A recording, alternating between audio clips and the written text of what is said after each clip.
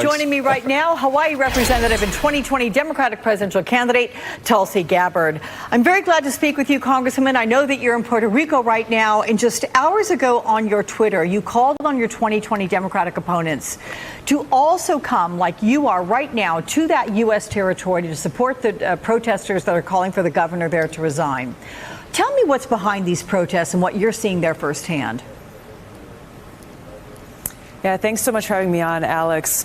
What is very, very evident here as I've been out on the streets with people who are gathering literally by the thousands to make sure their voice is heard is their voice is not really being heard outside of Puerto Rico in the way that they're intended. Really, people need to understand that people are protesting here not just because of these tweets or these chats that have been leaked. It's so much bigger than that. Really, what is unifying people from across Puerto Rico and Puerto Ricans across the country and around the world is this recognition of the corruption in their government that has been causing so much suffering for far too long. That is where these voices coming from all walks of life, all different ages, people from all different backgrounds coming together and saying this governor must resign. There has to be a change going forward where the Puerto Rican people here truly have leadership that is listening to them and that is solely focused on serving their interests. Well, it has certainly been a very difficult, certainly last 7 days there in Puerto Rico. But I want to move, ma'am, now on to the controversy that's surrounding the president's attacks on 4 of your colleagues in the House of Representatives. And I know that you tweeted out a video giving your thoughts. I want to play this and watch it together with some of our viewers. Here we are. Donald Trump's efforts to intimidate those with dissenting views infringes upon the very essence of America. To all those Americans who voted for Trump, I have never and will never disparage or demean you. I know that you love and care about our country and our future. This is why I'm sure that all, or at least many of you, are disheartened by the president's racist and xenophobic remarks. You instinctively know that the president's attacks are not only un-American, but they are anti-American because they divide us. So with that video, part of what you say there is that you will never disparage nor demean Trump supporters. But what goes through your mind when you hear them chanting, "Send her back"? Do you feel that they bear a responsibility for supporting the president's rhetoric? I want to point to the person who is occupying the White House now. President Trump is occupying this office that requires a sense of responsibility to lead our country, to serve the American people, and to put them first. And he has failed on those accounts. What is so dangerous about what Donald Trump has been doing over this last week especially, but even more than that, is using these racist and divisive comments for the sole purpose of his own political power, for his own political benefit, to try to tear our country apart. This is a very dangerous thing. And even further to that, he's undermining these freedoms and principles that all of us have as Americans, no matter the color of our skin, our ethnicity, our religion, our background, or orientation, all of these things, each of us is endowed with these inalienable rights by our Creator: freedom of speech, freedom to gather, freedom to assemble, freedom to worship. And what Donald Trump is doing is using the power of the presidency to say that if you, as a congressman or as an American, are speaking out and critical of his vision, of his leadership, then you should, quote unquote, go home. These undermine the very values of who we are as a country and what we stand for as Americans, the values that so many of my brothers and sisters in uniform have sacrificed to protect and defend. This is why it's so important for us to set aside partisan politics. This is bigger than that.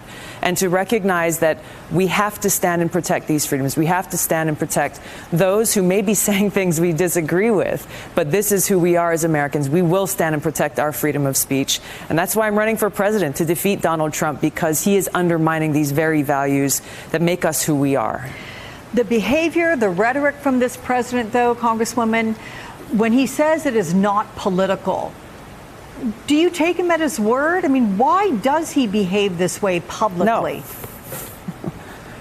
No, it's clear the things that he is doing that are so harmful to our country and to our people, he is doing for his own political interest, because he thinks that that will somehow strengthen his political power or base or whatever it is. Regardless, the thing that comes through very clearly to me and to so many others is that Donald Trump is thinking about himself rather than thinking about the well-being of our country and the well-being of our people. The American people deserve a president who will unify this country, who will put their interests ahead of, put the interests of the people ahead of their own selfish interests, put people ahead of profits, ahead of politics, and actually come together to find ways we can solve the problems that people are facing, actually have this dialogue and debate to deliver real solutions to the challenges that folks are struggling with every single day. Let's move on to the race for 2020. As you know, you will be on the stage for the second Democratic debate on night 2. This will be a time that you're sharing the stage with some familiar faces, also some different ones compared to the first round of debates. How about your strategy? Will it change at all? Is there anything different you're going to do this time around? Look, I'm looking forward to having that platform and the opportunity to be able to share a little bit about my background with the American people, the experience that I bring to this job of president, and the most important responsibility that the president has is to serve as commander-in-chief. The experience I bring as a soldier for over 16 years, deploying twice to the Middle East, as well as almost 7 years in Congress, working on the Foreign Affairs, the Armed Services and Homeland Security's committees, understanding how important the responsibility the president has to keep the American people safe, while also understanding this terribly high human cost of war and the consequences of the decisions that are made in that office. And I think central to that is recognizing the cost of war, not only on service members like myself and fellow veterans, but on every single American, given the trillions of taxpayer dollars that have come out of our pockets, out of our communities, out of our schools, out of our hospitals, to go and pay for these continued wasteful regime change wars that have been so destructive. That's why I'm so focused on ending these wasteful regime change wars, ending this new Cold War and arms race so that we can keep the American people safe and make sure that we are redirecting those precious resources to address things like having health care for all, to make sure that we are strengthening our infrastructure, protecting our environment, making sure everybody has clean water to drink, clean air to breathe. These are things that are basic to our existence. That is where our focus and priority must be, and that's the kind of leadership I'll bring. We will very much look forward to hearing you on that debate stage, as well as any other time you care to join us. Thank you very much, Congresswoman and 2020 Democratic presidential candidate Tulsi Gabbard.